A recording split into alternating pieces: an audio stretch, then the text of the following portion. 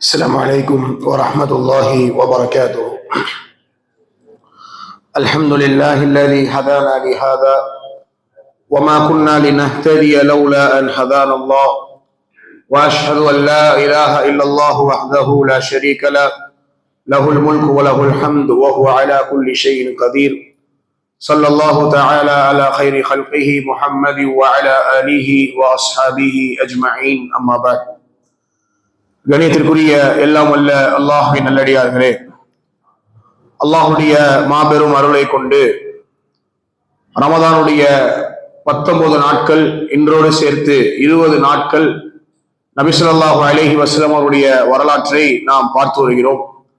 நேற்றைய தினம் 2 மிக முக்கியமான சம்பவங்களை நேற்றைய தினம் நாம் பார்த்தோம். ஹைபர் யுத்தத்தில் முஸ்லிம்களுக்கு கிடைத்த மிகப்பெரிய வெற்றி, அதைத் தொடர்ந்து ஹுதைபியா உடன்படிக்கையில் அவர்கள் தவறவிட்ட உம்ராவை, உம்ரத்துல் கதா என்று சொல்லக்கூடிய அந்த உம்ராவை நிறைவேற்றக்கூடிய அந்த சம்பவத்தை நாம் நேற்றைய தினம் பார்த்தோம். அதனுடைய தொடர்ச்சியாக நபி ஸல்லல்லாஹு அலைஹி வஸல்லம் அவர்கள் அடுத்த ஒரு பயங்கரமான ஒரு யுத்தத்தை, இதுவரை எந்த அரேபியர்களும் சந்திக்காத ஒரு மிக பயங்கரமான ஒரு போரை நபி ஸல்லல்லாஹு அலைஹி வஸல்லம் இந்த முறை சந்தித்தார்கள். அதுதான் முஅத்தா என்று சொல்லக்கூடிய அந்த போர். இந்த போரை பொறுத்தவரை முஅத்தா என்கின்ற சொல்லக்கூடிய இந்த இடம் ஷாம் நாட்டில் பல்கா என்று சொல்லக்கூடிய இடத்திலே இருக்கக்கூடிய ஒரு சிறிய ஊர் தான் இந்த முஅத்தா என்று சொல்லக்கூடிய ஊர். இந்த முஅத்தா யுத்தம் ஏற்படுவதற்கான காரணம் என்னவென்றால், நபி ஸல்லல்லாஹு அலைஹி வஸல்லம் புஷ்ரா நாட்டு மன்னருக்கு ஒரு கடிதத்தை எழுதி நபி ஸல்லல்லாஹு அலைஹி வஸல்லம் ஹாரிஸ் இப்னு உமைர் ரலியல்லாஹு அன்ஹு அவர்களிடத்திலே அந்த கடிதத்தை கொடுத்து அனுப்புகிறார்கள். நீங்கள் சென்று அந்த கடிதத்தை ஒப்படையுங்கள் என்று. சென்ற இந்த தூதரை, அல்லாஹுடைய தூதர் அனுப்பிய அந்த தூதரை அந்த மாநிலத்து கவர்னர், ஆளுநராக இருந்த ஷுரஹ்பீல் என்று சொல்லக்கூடிய அந்த ஆளுநர் இந்த தூதரை கைது செய்து இவரை கொலை செய்து விடுகிறார். இந்த கொலைக்கு பழிவாங்கக்கூடிய ஒரு விடயமாகத்தான் இந்த முஅத்தா யுத்தம் ஏற்பட்டது. தூதரை கொலை செய்தால் அந்த நேரத்தில் போரினுடைய ஷரத், அதாவது போரினுடைய சில நிபந்தனைகள், ஒரு நிபந்தனை, அல்லாஹுடைய தூதர் அவர்கள் அனுப்பக்கூடிய தூதரையோ அல்லது எதிரிகள் நபியிடத்தில் அனுப்பக்கூடிய தூதரையோ நாம் கொலை செய்யக்கூடாது. அப்படி கொலை செய்தால் அது பகிரங்கமாக போருக்கு அழைப்பு விடுவது போல் என்ற இந்த ஒரு நிபந்தனை இருந்தது. இவன் கொலை செய்ததால் நபி ஸல்லல்லாஹு அலைஹி வஸல்லம் அவர்கள் இந்த செய்தியை உளவுத்துறையின் மூலமாக அது கிடைத்ததற்கு பிறகு 3000 வீரர்களை ரசூலுல்லாஹி ஸல்லல்லாஹு அலைஹி வஸல்லம் அந்த நாட்டு மன்னனை எதிர்ப்பதற்காக அனுப்புகிறார்கள்.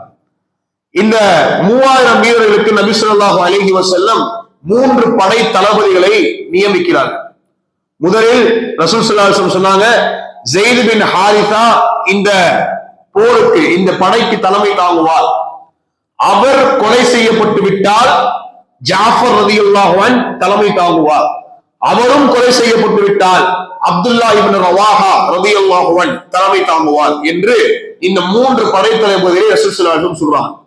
கொலை செய்யப்பட்டு விட்டால் என்றால் கொலை செய்யப்படுவார்கள் என்பதை நபி ஸல்லல்லாஹு அலைஹி வஸல்லம் அறிந்திருந்தார். இந்த மூவரையும் தளபதியாக வைத்து வெள்ளை கொடி, அந்த வெள்ளை கொடியை ஸெய்த் பின் ஹாரிஸா அவரிடத்திலே கொடுத்து இந்த படையை வழி அனுப்பி வைக்கிறார்கள். இப்ப வழி அனுப்பும் பொழுது அப்துல்லா இப்னு ரவாஹா ரலியல்லாஹு அன்ஹு அழுகிறார்கள். மக்கள் கேட்கிறாங்க, நீங்க ஏன் அழுகுறீங்க அப்படின்னு சொன்ன உடனே அவர் ஒரு வசனத்தை ஓதி காட்டுகிறார். அந்த வசனம் நரகம் சம்பந்தமான ஒரு வசனம், 19வது அத்தியாயத்தின் 71வது வசனம். அந்த வசனம் சொல்லக்கூடிய கருத்து என்ன? யாரும் உங்களில் அதனை கடக்காமல் செல்ல முடியாது.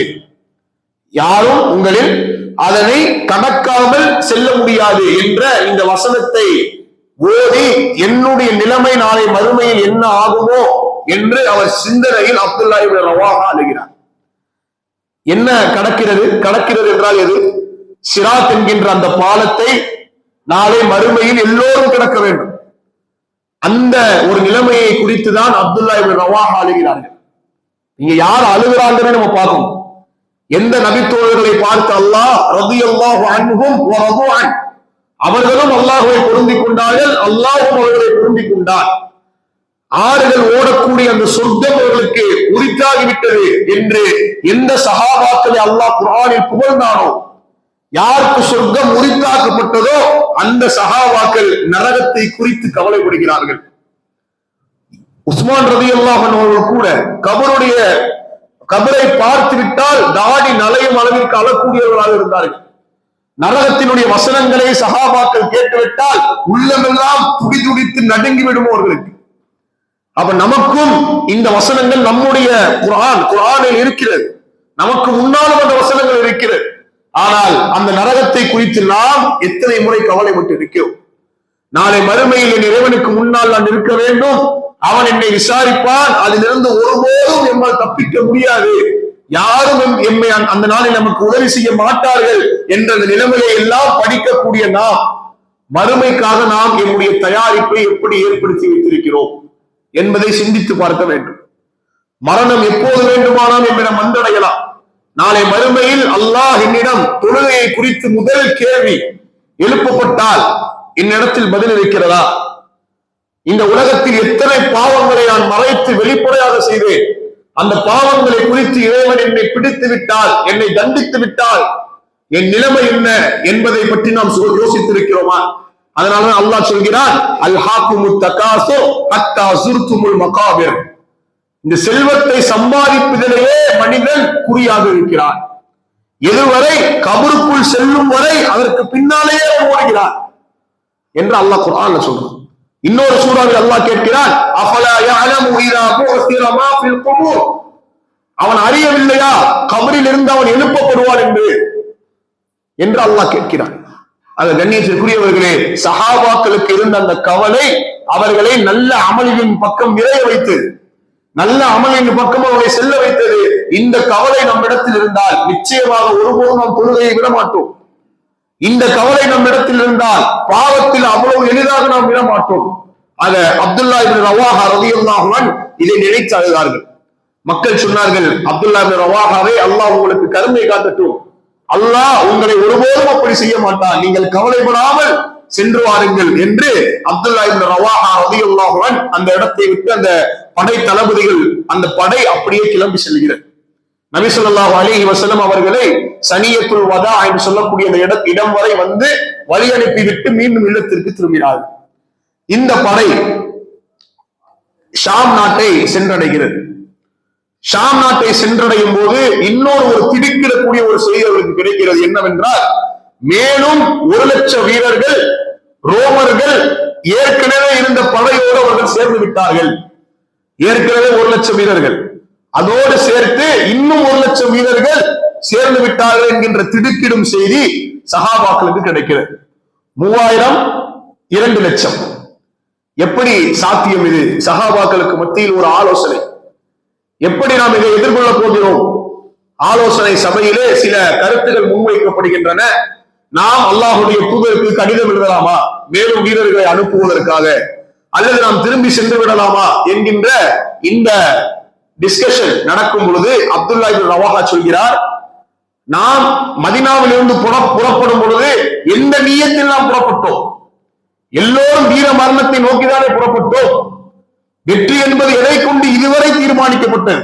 எம்முடைய வீரத்தை கொண்டா, அல்லது எம்முடைய படை பலத்தை கொண்டா, அல்லது எம்முடைய ஆயுதங்களை கொண்டா? இல்லை, அல்லாஹ்வுடைய தவக்குலை தான் நாம் இவ்வளவு நாள் சுமந்திருந்தோம். இதே போன்ற படைகள் இதற்கு முன்னால் எத்தனையோ நாம் பார்த்திருக்கிறோம். இம்முறையும் நாம் அதே அல்லாஹ்வுடைய தவக்குலோடு இந்த படையை நாம் சந்திப்போம், எல்லோரும் கிளம்பி செல்லுங்கள் என்று அப்துல்லா இப்னு ரவாஹா ரலியல்லாஹு அன்ஹு ஆர்வமூட்டி அந்த படையை அழைத்து செல்கிறார். போர் ஆரம்பமாகிறது. போரினுடைய முதல் கொடியை பிடித்தவர் ஸைத் இப்னு ஹாரிஸா ரலியல்லாஹு அன்ஹு. வீரமாக அவர் சண்டையிடுகிறார். சண்டையிட்டு அவர் ஷஹீதாக்கப்படுகிறார். அவருடைய ஷஹீதிற்கு பிறகு ஜாஃபர் ரலியல்லாஹு அன்ஹு அந்த கொடியை எடுக்கிறார்கள் கையிலே. எடுத்தவுடன் வீரமாக சண்டையிடுகிறார்கள். சண்டையிட்ட போது அவருடைய வலது கரத்தை வெட்டி விடுகிறார்கள். அந்த கொடியை இடது கரத்தில் மாற்றி பிடித்துக் கொள்கிறார். இடது கரத்தையும் வெட்டி விடுகிறார்கள். நெஞ்சோடு அதை இணைத்துக் கொண்டு அவர் பிடித்துக் கொண்டு சண்டையிடுகிறார். அவரும் அந்த போரிலே ஷஹீதாக்கப்படுகிறார். ஜாஃபர் ரலியல்லாஹு அன்ஹுடைய மரணத்திற்கு பிறகு மூன்றாவதாக அப்துல்லா இப்னு ரவாஹா ரலியல்லாஹு அன்ஹு அவர்கள் குடிபிடிக்கிறார்கள். ஜாஃபர் ரலியல்லாஹு அன்ஹு அவர்களை குறித்து நபி ஸல்லல்லாஹு அலைஹி வஸல்லம் சொன்னார்கள், 2 கரங்களை இவர்கள் வெட்டினார்கள் அல்லவா, நாளை மறுமையில் அதற்கு பதிலாக 2 ரெக்கைகளை அல்லாஹ் அவர்களுக்கு தருவான். அதை கொண்டு அவர் நாடும் இடங்களெல்லாம் அவர் சுற்றி திரிவார். அவருடைய பெயர் ஜாஃபர் அத்-தையார், பறக்கக்கூடிய ஜாஃபர், பறந்து தெரியக்கூடிய ஜாஃபர். ஜாஃபர் துல் ஜனாஹைன், 2 ரெக்கைகளை கொண்ட ஜாஃபர் என்கின்ற பெயரை நபி ஸல்லல்லாஹு அலைஹி வஸல்லம் அவர்களுக்கு கொடுத்தார்கள். இதற்கு பிறகு அப்துல்லா இப்னு ரவாஹா ரலியல்லாஹு அன்ஹு வீர வீரமாக சண்டையிடும் பொழுது அவருடைய சகோதரர் ஒரு இறைச்சி துண்டை கொடுக்கிறார். கொடுத்து இதை நீங்கள் உண்டு விட்டு நீங்கள் சண்டையிடுங்கள் என்று சொன்னவுடன் அவர் அதை உண்டு விட்டு மீறி நின்ற இறைச்சியை தூக்கி வீசிவிட்டு உள்ளே சென்று போர் செய்கிறார். அவரும் ஷஹீதாக்கப்படுகிறார். இப்படி 3 தளபதிகள் ஷஹீதானதற்கு பிறகு இந்த கொடியை அடுத்து எடுப்பது யார் என்ற ஒரு சர்ச்சை வரும் பொழுது சாபித் இப்னு அக்ரம் ரலியல்லாஹு அன்ஹு என்று சொல்லக்கூடிய நபித்தோழர் அவர் அந்த கொடியை சுமந்து செல்கிறார். மக்கள் எல்லாம் சொல்கிறார்கள், நீங்கள் தான் எங்களுக்கு தலைவர் என்று சொன்னபோது அவர் சொன்னார், நான் மிக பலவீனமானவன், என்னால் அதை செய்ய முடியாது என்று சொன்னவுடனே மக்கள் அடுத்த ஒரு தலைவரை தேர்ந்தெடுத்தார்கள். சைஃபுல்லா, அல்லாஹ்வுடைய போர்வாள் அந்த கொடியை சுமந்தது காலித் பின் வலீத் ரலியல்லாஹு அன்ஹு. அந்த கொடியை பிடித்த மாத்திரத்தில் இருந்து 2 லட்சம் பேர் கொண்ட அந்த படையை சின்னாபின்னமாக்கினார் காலித் பின் வலீத். மதிய நேரம் வரை ஓய்வே எடுக்காமல் அந்த படையை பிளந்து கொண்டு பார்ப்பவர்கள் எல்லாம் வெட்டி வீசி கொண்டிருந்தார் காலித் பின் வலீத் ரலியல்லாஹு அன்ஹு. எந்த அளவிற்கு என்றால் இவருடைய வீரத்தை பார்த்து ஒரு 3000 பேர் கொண்ட படையினுடைய ஒரு புயலை போன்று வீசக்கூடிய அந்த காற்றை விட இந்த சஹாபாக்களுடைய கூட்டம் வெட்டி வீழ்த்ததை பார்த்து அவருடைய உள்ளத்தில் அல்லாஹ் பயத்தை போட்டார். சண்டை முடிவுக்கு வருகிறது மாலை நேரத்தில். அந்த நேரத்தில் அல்லாஹ் அந்த பயத்தை போட்டவுடன் மறுநாள் காலை காலித் பின் வலீத் ரலியல்லாஹு அன்ஹு ஒரு தீர்க்கமான ஒரு அறிவு சார்ந்த ஒரு முடிவை எடுக்கிறார்கள். என்ன செய்தார்கள் என்றால், முற்பகுதியில் இருந்த வீரர்களை பிற்பகுதியிலும், பிற்பகுதியில் இருந்த வீரர்களை முற்பகுதியிலும், இடதுபுறத்தில் வலதுபுறத்தில் உள்ள வீரர்களை மாற்றி அமைத்து மீண்டும் ஒரு புதிய படையை காலித் பின் வலீத் உருவாக்குகிறார்கள் இருந்த படையை. இதை அல்லாஹ் எப்படி அந்த எதிரிகளுக்கு காட்டினான் என்றால், அந்த படையை அதிக எண்ணிக்கையில் அல்லாஹ் காட்டுகிறார். அவங்களுக்கு ஒண்ணும் புரியல, புது வீரர்களா இருக்காங்களே இவளா அப்படின்ற அந்த பயம் அவருடைய உள்ளத்தில் ஏற்பட்டு அவர்கள் தங்களுடைய ஊர்களை நோக்கி விரண்டு ஓடிவிடுகிறார்கள். இந்த செய்தி அரபு மக்கள் முழுவதும் இது பரவுகிறது. 2 லட்சம் பேரை ஒரு 3000 பேர் கொண்ட படை விரட்டியதா அப்படின்ற உடனே ஒரு மிகப்பெரிய ஒரு தாக்கத்தை இந்த போர் ஏற்படுத்துகிறது. இதற்கு பிறகுதான் முஸ்லிம்களுடைய படையில் 12 நபர்கள் ஷஹீதாக்கப்படுகிறார்கள். இந்த முஅத்தா யுத்தம் மிக சுருக்கமாக இந்த யுத்தம் முடிவுக்கு வந்ததற்கு பிறகுதான் நபி ஸல்லல்லாஹு அலைஹி வஸல்லம் அவர்களுக்கு எந்த வசனத்தை அல்லாஹ் ஹுதைபியாவுடைய உடன்படிக்கையில் இறக்கினானோ, இன்னா ஃபதஹ்னா லக ஃபத்ஹன் முபீனா, நபியே உங்களுக்கு தெளிவான வெற்றியை நாம் கொடுத்தோம் என்ற அந்த வெற்றியை அல்லாஹ் சாத்தியப்படுத்தினான். எந்த ஊரை விட்டு இவர்கள் துரத்தி அடித்தார்களோ அதே ஊருக்குள் போர் தளபதியாக, மக்காவிற்குள் அரசராக நபி ஸல்லல்லாஹு அலைஹி வஸல்லம் அவர்கள் மீண்டும் உள்ளே நுழைந்தார்கள். மக்கா வெற்றியின் மூலமாக.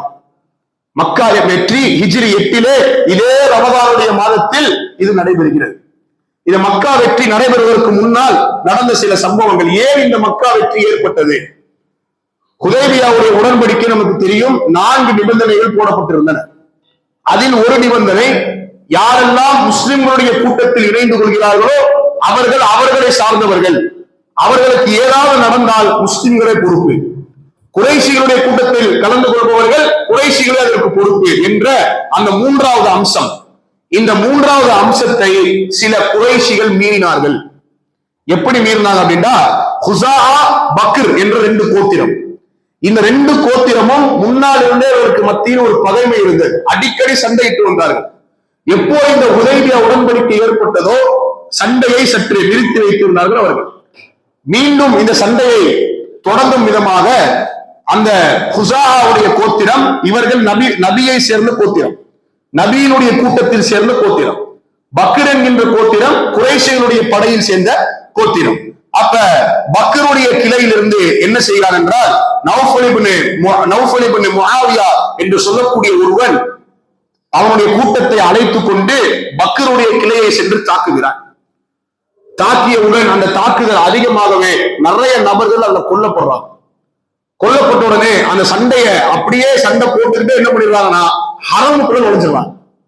ஹரமுக்கு எல்லைக்குள் நுழைந்து அங்கேயும் சண்டை போடுகிறார். அப்ப அவங்க சொன்னாங்க, இந்த நபியோடு சேர்ந்து கொண்ட அந்த படை சொன்னது, நீங்கள் சண்டையை நிறுத்திக் கொள்ளுங்கள், புனித எல்லைக்குள்ள இருக்கும், இங்க நம்ம சண்டையிடக்கூடாது அப்படின்னு சொன்ன உடனே அந்த நௌஃபல் என்று சொல்லக்கூடியவன் கேட்கல. அவன் என்ன சொல்றான், ஹரமுக்குள்ள நீங்க திருடுவீங்க, ஹரமுக்குள்ள நீங்க தவறான வியாபாரம் செய்வீங்க, ஆனா சண்டை மட்டும் போடக்கூடாதா? நான் சண்டையை போட்டே தீர்வேன். இன்றைய தினம் ஒரு கடவுளும் இல்லை, இறைவனும் இல்லை, உங்களுக்கும் எங்களுக்கும் மத்தியில் இன்று என் கணக்கை நான் முடிப்பேன் என்று ஹரத்திற்குள் வைத்து அவன் சண்டை போடுகிறான். போட்ட உடனே அவன் என்ன பண்ணிடுறான் அப்படின்னா, அங்கே உள்ள அந்த கோத்திரத்தும் ஹுசாவுடைய கோத்திரத்தில் இருந்த ஒருவருடைய வீடு, அம்ர் என்று சொல்லக்கூடிய ஒருவருடைய வீடு, அவர் வீட்டுக்குள்ள போய் நுழைஞ்சிடுறாங்க. எல்லாருமே நுழைஞ்ச உடனே ஃபுதைல் இப்னு வரக்கா என்று சொல்லக்கூடிய இந்த கோத்திரத்தை சார்ந்தவர் இவர் என்ன பண்றாருன்னா மதீனாக்கு ஓடி போறார். மதீனாக்கு போய் நபி ஸல்லல்லாஹு அலைஹி வஸல்லம் இது மாதிரி இவர்கள் உடன்படிக்கையை மீறி விட்டார்கள், எங்கள் மீது தாக்குதல் நடத்தி விட்டார்கள் என்று சொன்ன உடனே நபி ஸல்லல்லாஹு அலைஹி வஸல்லம் சொன்னாங்க, உங்களுக்கு உதவி செய்யப்படும், நிச்சயமாக உதவி புரியப்படும் அப்படின்ற உடனே அல்லாஹ் என்ன பண்றான் அப்படின்னா வானத்திலிருந்து ஒரு மேகத்தை அப்படி வர வைக்கிறான்.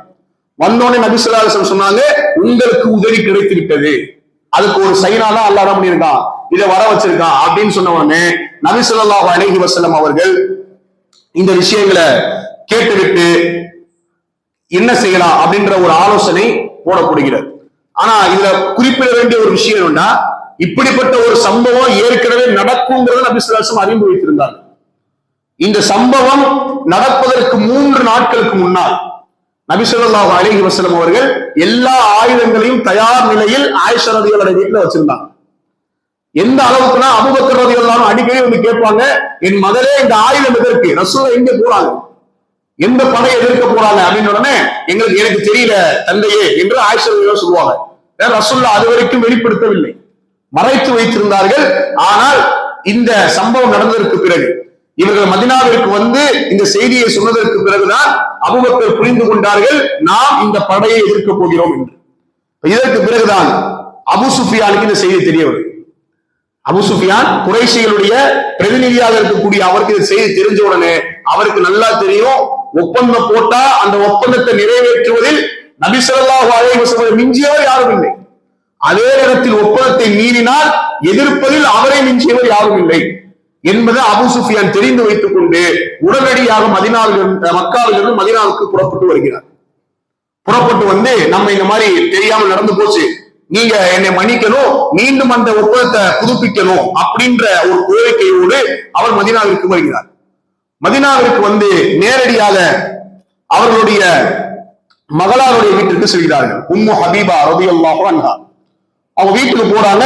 அங்க வீட்டுல உள்ள அந்த விரிப்புல அபூ சுஃபியான் போய் உட்கார்றாரு. உட்கார்ந்த உடனே உம்மு ஹபீபா ரலியல்லாஹு அன்ஹா அந்த விரிப்பை டக்குன்னு எடுத்துறாங்க. எடுத்த உடனே கேட்டாரு, என் மகளே, இந்த விரிப்பில் அமர்வதற்கு நான் தகுதியற்றவனா அல்லது நான் அமர்வதற்கு இந்த விரிப்பு தகுதியற்றதா?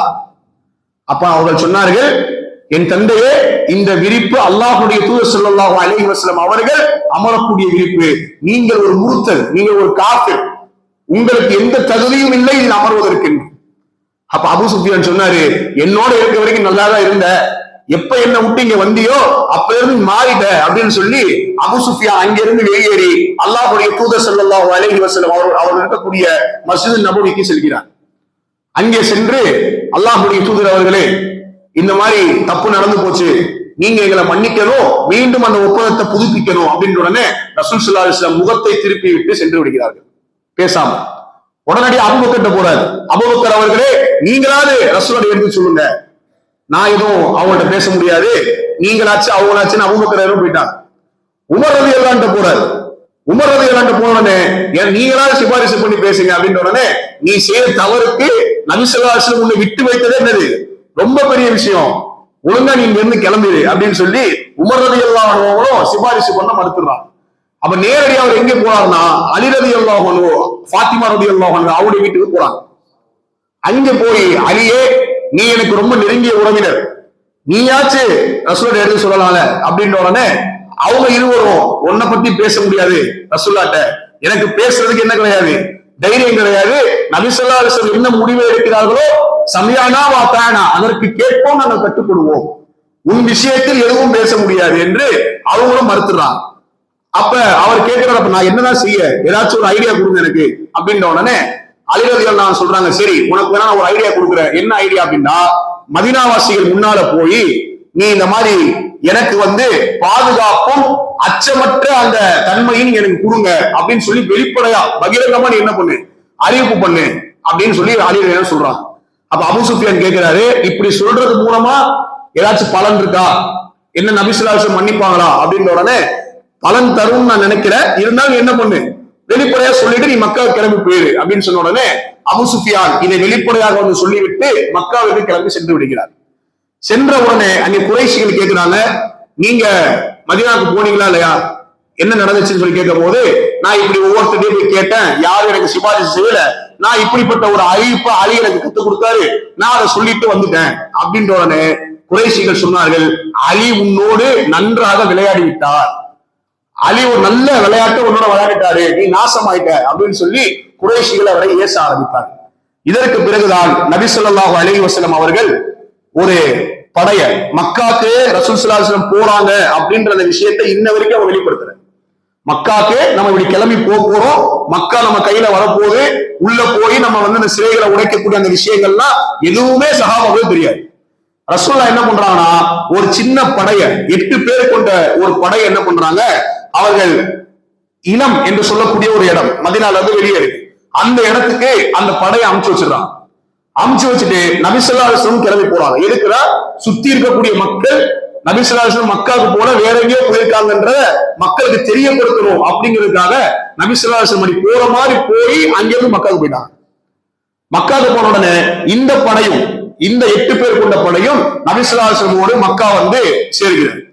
இந்த நேரத்துலதான் நபி ஸல்லல்லாஹு அலைஹி வஸல்லம் புறப்படுவதற்கு முன்னால ஒரு விஷயத்தை சொல்லிட்டு போறாங்க. என்ன அப்படின்னா, நம்ம போடக்கூடிய இந்த செய்தி மக்கால உள்ள குறைஷிகளுக்கு யாருக்கும் தெரியக்கூடாது, இப்படிப்பட்ட ஒரு படை உள்ள வருது அப்படின்றது யாருக்கும் தெரியக்கூடாது அப்படின்னு சொன்ன போதும் ஒரு சஹாபி ஒரு மிகப்பெரிய தவறை செய்து விடுகிறார்.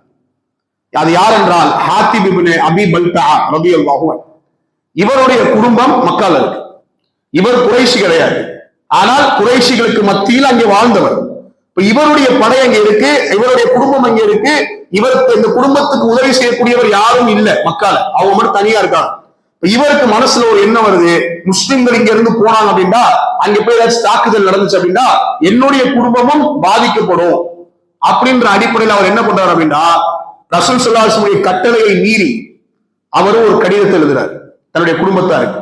எழுதி ஒரு பெண்ணை அழைத்து அந்த பெண்ணிட்ட அதுக்கான காசையும் கொடுத்து, இந்த கடிதத்தை கொண்டு போய் நீ என் குடும்பத்துல கொடுத்துரு, அதாவது இந்த மாதிரி ரசூல் ஸல்லல்லாஹு அலைஹி வஸல்லம் படை வருது, நீங்க சேஃப்டி ஆயிடுங்கன்ற அந்த கடிதத்தை என்ன பண்ணி கொண்டு போய் கொடுத்துருன்னு சொல்லி இவர் அனுப்பி வச்சிருந்தார். ரசூலா இருந்து மறைக்கலாம், அல்லாஹ்ட்ட இருந்து மறைக்க முடியுமா? அல்லாஹ் ஜிப்ரீல் அலைஹிஸ்ஸலாத்து வஸ்ஸலாம் இறக்கி அந்த செய்தியை ரசூலுல்லாஹ்க்கு சொல்லிடுவாங்க.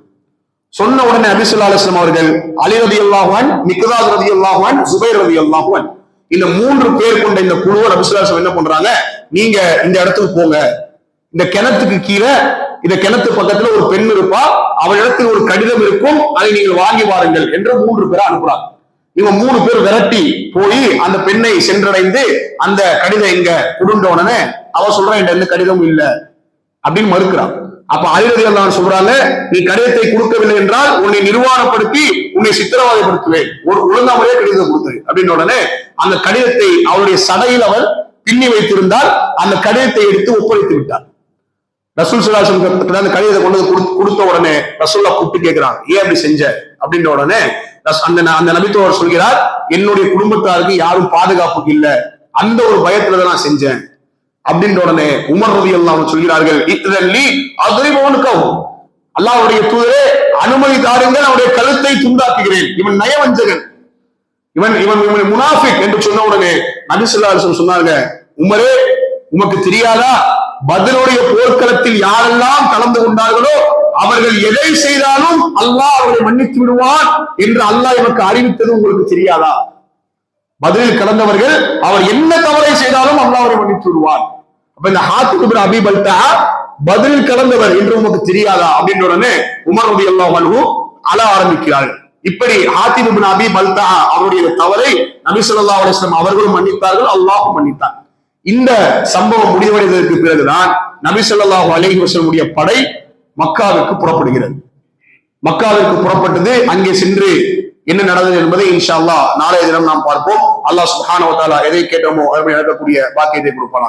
ஏன் அப்படின்னா ரொம்ப ஒரு நீண்ட சம்பவம், 2 பிரிவா சொன்னது புரியுன்றனால அதனுடைய தொடக்கத்தை மட்டும் நம்ம இப்ப சொல்லிட்டு நாளையில இன்ஷா அல்லாஹ் நமக்கு 1 மணி நேரம் இருக்கு கிளாஸ். இன்ஷா அல்லாஹ் இஷாவுடைய தொழுகை சரியாக 10 மணிக்கு ஆரம்பமாகும்.